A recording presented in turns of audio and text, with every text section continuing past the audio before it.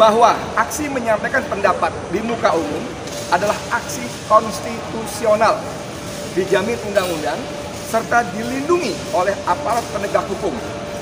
Bahkan menurut ketentuan pasal 18 ayat 1 dan ayat 2 Undang-Undang Nomor 9 Tahun 1998, tindakan menghalang-halangi warga negara untuk menyampaikan pendapat di muka umum masuk kategori tindak pidana kejahatan yang harus diproses hukum.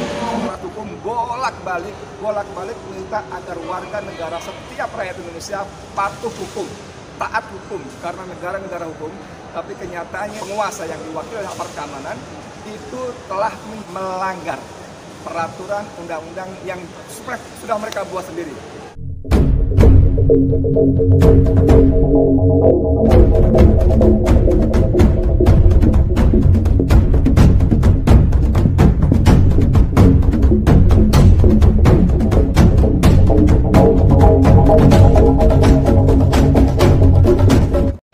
Bismillahirrahmanirrahim. Assalamualaikum warahmatullahi wabarakatuh. Saudara, dengan saya Edi Mulyadi dari Forum News Network FNN.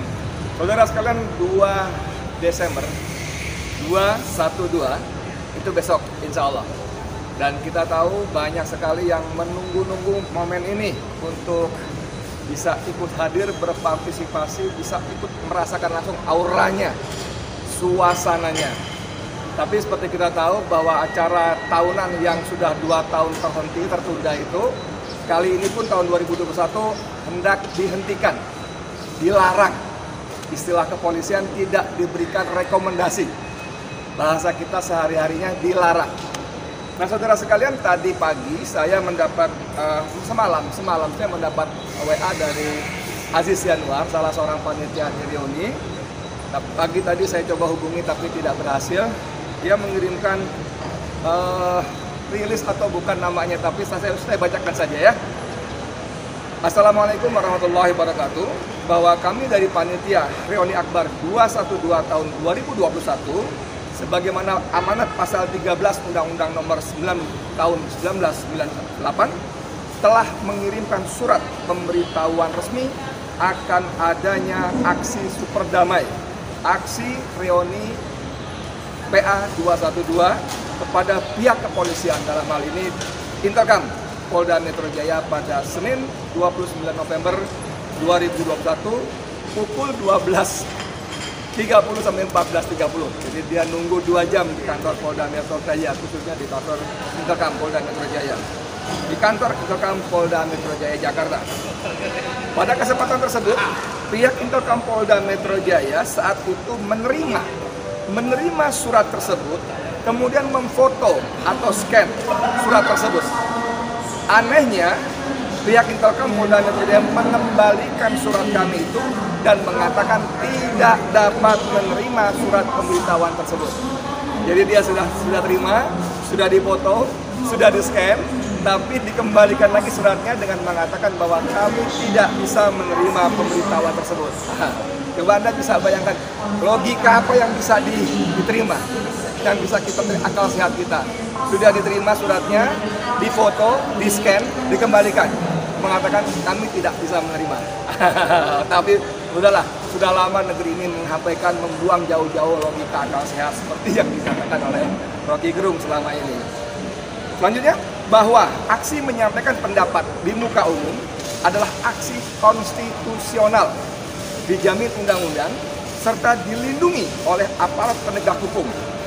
Bahkan menurut ketentuan pasal 18 ayat 1 dan ayat 2 Undang-Undang Nomor 9 Tahun 1998, tindakan menghalang-halangi warga negara untuk menyampaikan pendapat di muka umum masuk kategori tindak pidana kejahatan yang harus diproses hukum. Nah, ini menarik, saudara. Ternyata di pasal 18 ayat 1 dan ayat 2 Undang-Undang Nomor 9 Tahun 1998 itu disebutkan bahwa tindakan menghalang-halangi hak warga negara untuk menyampaikan pendapat di muka umum itu masuk kategori tindak pidana kejahatan. Dan harus diproses secara hukum. Nah, menarik ya.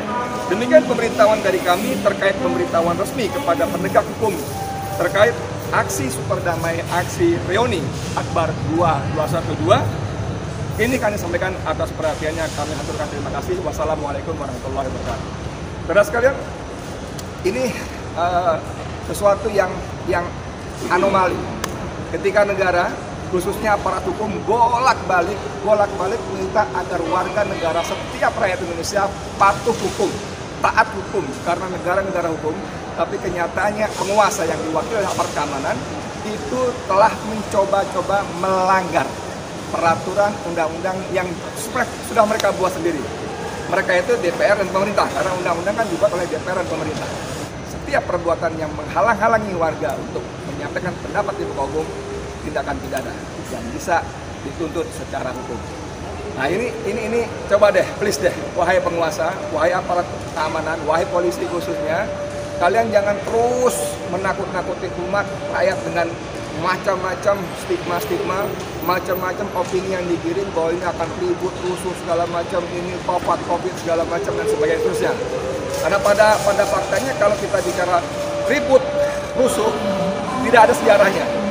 PA 212 selalu aman, tertib, damai, rapi, bersih. Saya berkali-kali terlibat di acara itu dan istilah kata tidak ada rumput yang diinjak. Tidak ada satu tangkai pohon pun yang patah. Tidak ada satu butir, satu lembar pun sampah yang bertebaran. Ini kalau ngomong soal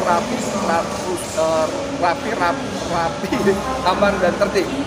Kalau soal COVID, kenapa yang namanya kerumunan hanya berlaku untuk kami, untuk umat Islam, untuk rakyat, sementara untuk kalian penguasa, kapanpun kalian mau bikin kerumunan, di mana saja kalian tidak masalah. Please deh, berlaku adil. Please patuhi hukum. Ya, jadi kepada umat Islam seluruh Indonesia, dimanapun kalian berada, yang punya kesempatan, yang punya waktu, yang punya niat, datangi.